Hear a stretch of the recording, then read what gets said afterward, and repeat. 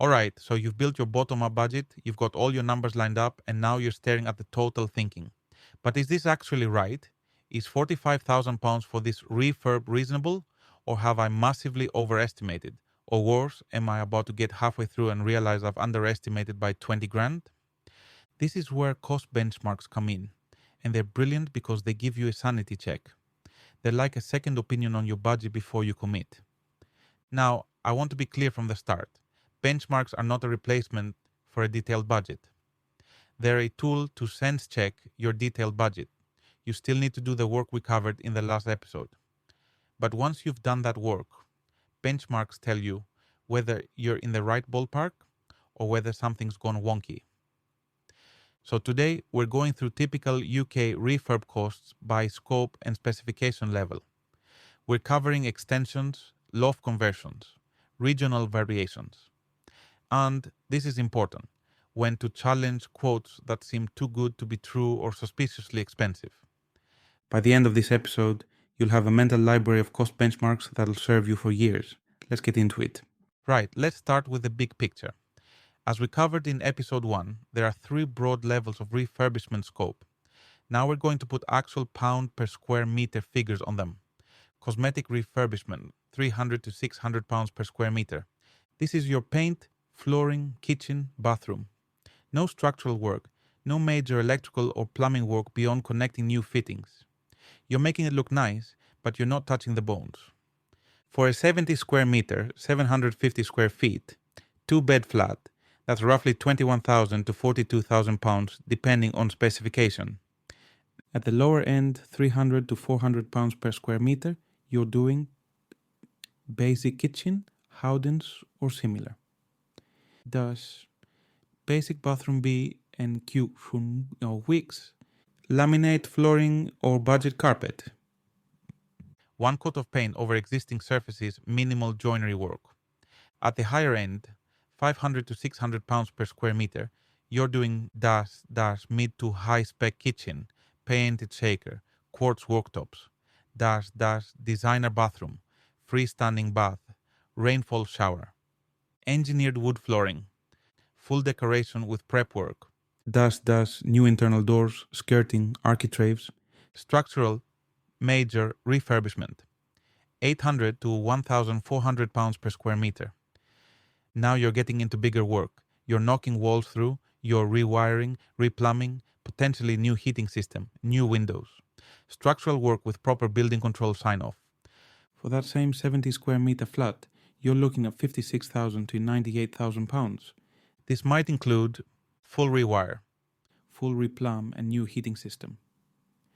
Removing 1 or 2 walls with steels, new windows, full plastering.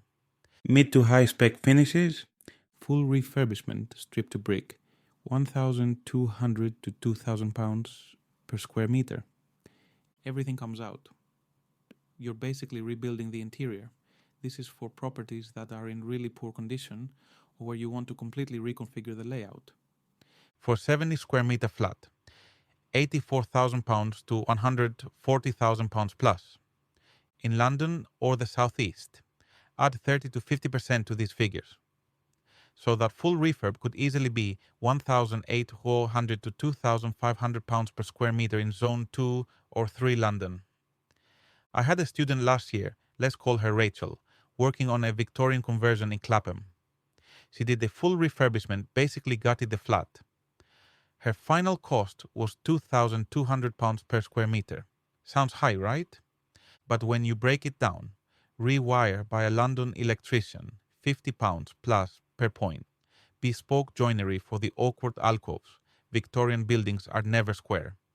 High-spec finishes because that's what the market demands in Clapham. Scaffolding costs, parking permits for trades, skip permits. It all adds up. And her flat sold for £120,000, more than an unrenovated equivalent in the same building. So the ROI worked. The point is, these benchmarks are ranges for a reason. Where you land depends on location, spec, and complexity. Right. Let's talk about the projects that make your property bigger. Extensions and loft conversions. These are separate from refurb per square meter costs because they involve more complexity. Single-story rear extension, £1,800 to £3,000 per square meter. This is the classic kitchen extension that everyone does on Victorian and Edwardian terraces. For a typical 15 square meter extension, roughly 3 meters by 5 meters, you're looking at lower end, £27,000, basic builder, standard finishes, no fancy glazing. Mid-range, £37,500, decent builder, bifold or sliding doors, underfloor heating. Higher end, £45,000 plus, structural glass, premium finishes, complex design. In London, easily add £10,000 to £15,000 to those figures. This should include groundworks and foundations, brickwork / blockwork and roof, Bifold or sliding doors, electrics and underfloor heating, plastering and decoration. professional fees, architect, structural engineer, building control. What it typically doesn't include, new kitchen, that's separate. Any refurb of the existing house, landscaping or patio work.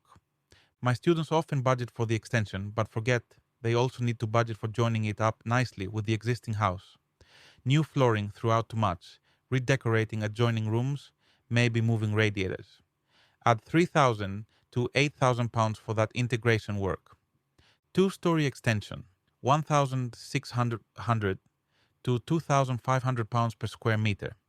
Slightly cheaper per square meter than single story because you're spreading foundation and roof costs over more space. For a 30 square meter two-storey extension, 15 square meter ground, 15 square meter first, you're looking at £48,000 to £75,000, potentially more in London or with complex design. Loft conversion, £25,000 to £60,000, typical project. Loft conversion are harder to price per square meter because there's so much variation, but here are ballpark figures. Velux slush roof, light conversion, simplest, £25,000 to £35,000. Just installing roof lights, insulation, flooring, staircase, no structural changes to the roof. Dormer conversion, most common, £35,000 to £50,000. Adding a dormer to create more headroom. Includes steelwork, new roof structure, insulation, staircase, plastering, electrics, heating. Hip-to-gable or mansard complex, £45,000 to £60,000 plus, significant structural work to maximize space. Common in London. Again, these prices are for the Midlands and North. In London, add 30 to 40%. I worked with a couple in Birmingham last year who did a full-width rear dormer loft conversion. Created a master bedroom with ensuite. Total cost, £42,000 including all fees. It added about £55,000 to the value of the house. Solid return. But the neighbour tried to cheap out. Got a quote for £28,000 from a builder who knew a guy who could fast-track building control. It ended up being a disaster. Work wasn't done to regs. They had to get a second builder to fix it. Total cost ended up at £47,000 and 6-month delay. Moral of the story, if a quote seems way too low compared to these benchmarks, there's a reason. And it's not a good reason. Regional variations, London/SE versus rest of UK. Let's get specific about regional cost differences because this matters more than people think. London and South East plus 30 to 50% on most costs. Labour rates are the biggest driver. Skilled trades in London charge significantly more. General builder, £250 to £350 per day versus £180 to £250 elsewhere. Electrician, £250 to £300 per day versus £180 to £220 elsewhere. Plumber, £250 to £300 per day versus £180 to £230 elsewhere. Material costs are also higher due to transport, storage, and just general London pricing. Home counties, Surrey, Berkshire, Buckinghamshire, still expensive, maybe plus 20 to 35% versus national average. High demand, affluent areas, limited trades. Major cities, Manchester, Birmingham, Leeds, Glasgow, Edinburgh, Bristol. Pretty close to national average, maybe plus 10 to 20% depending on the specific area. Good availability of trades, competitive pricing.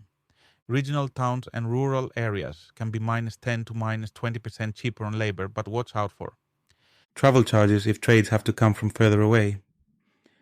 Less competition, so sometimes prices aren't as competitive as you'd expect.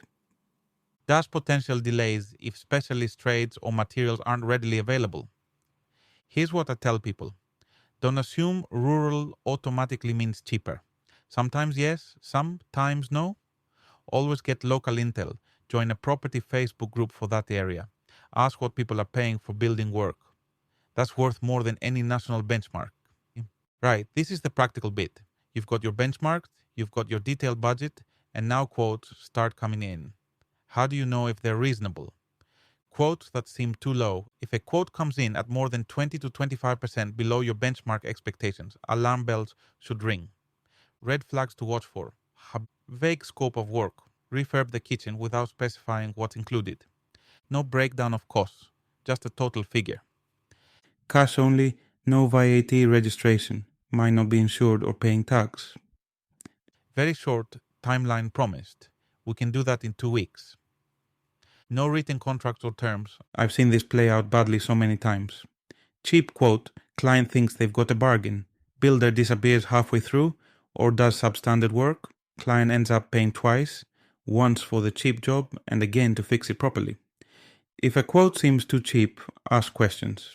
Can you break down what's included in this price? What's your payment schedule? Can I see your insurance documents? Can I speak to a recent client for a reference? If they can't answer these satisfactorily, walk away. Quotes that seem too high. On the flip side, if a quote comes in 30 to 40% above your benchmarks, that's also worth questioning. But here's the thing. Sometimes there's a good reason. Maybe they've spotted something you missed. Extra structural work needed. Asbestos that needs removing. A complication with access. That's actually valuable. They're doing their job properly. Or maybe they're just expensive because they're in high demand, they do excellent work, and they can charge premium rates. What you do is start with. Ask them to break down the costs so you can see where the money's going. Get 2 or 3 other quotes to compare. Check their reviews and previous work. Make a judgment call. Is the extra cost worth it for quality and peace of mind? Sometimes paying a bit more for a brilliant builder who'll finish on time and to a high standard is absolutely worth it. Sometimes you're just being overcharged. The benchmarks help you tell the difference. Alright, practical steps from this episode. First, write down the benchmarks relevant to your project type and location. Keep them handy when you're evaluating properties or reviewing quotes. In the course, there's a downloadable UK refurb cost benchmarks guide that's got all of this in an easy reference format.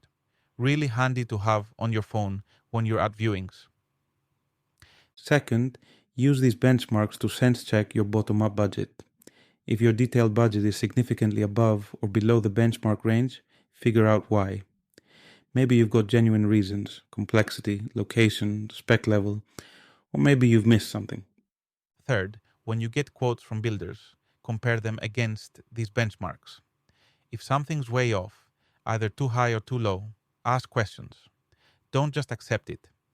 And finally, remember that benchmarks are a guide, not a straitjacket. Your project might legitimately fall outside the range. The point is to know why and to make sure it's for the right reasons. Right? So now you've got realistic cost benchmarks to work with. You know what a cosmetic refurb should cost versus a full strip out. You know what extensions and loft conversion run, and you know how to spot quotes that don't pass the smell test. In the next episode, we're tackling contingency and risk planning, because no matter how good your budget is, stuff will go wrong and we need to make sure you've got a buffer to handle it without the project grinding to a halt. Really important episode, that one. If you're finding this valuable, I'd love it if you could share it with someone else who's thinking about a refurb project. And if you want all the benchmark figures in a handy downloadable format, that's in the full masterclass. All right, catch you next time. Thanks for listening.